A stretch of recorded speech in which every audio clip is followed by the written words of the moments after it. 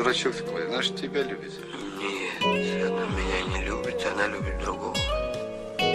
Кого же интересно? Другого. У меня была с ней история, правда, очень короткая история.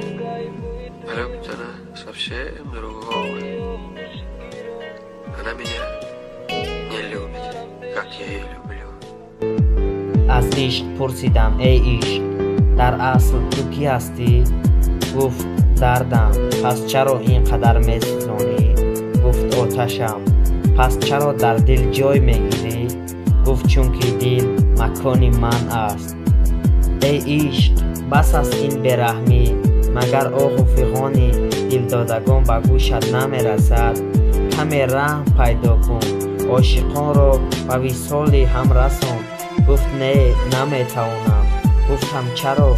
گفت چون که عشق پاک را در آنها نمیبینم. درد میکشم چون آتش میسوزم.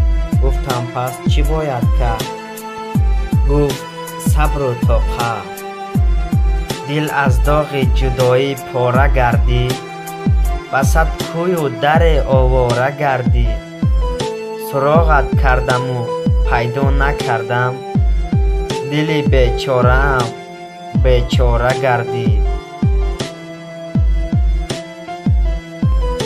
مده دل بر کسی که یار دارد، وفا اندک جفا بسیار دارد.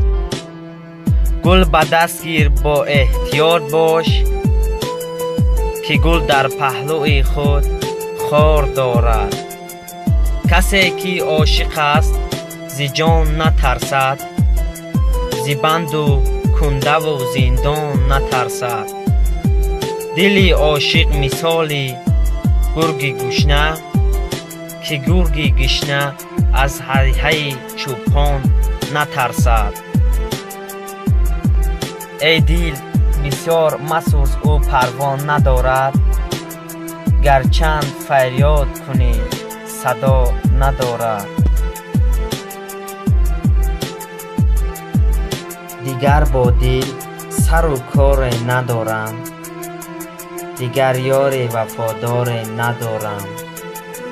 نمیخواهم دیگر عاشق بودن رو، دیگر باور به هیچ یار ندارم.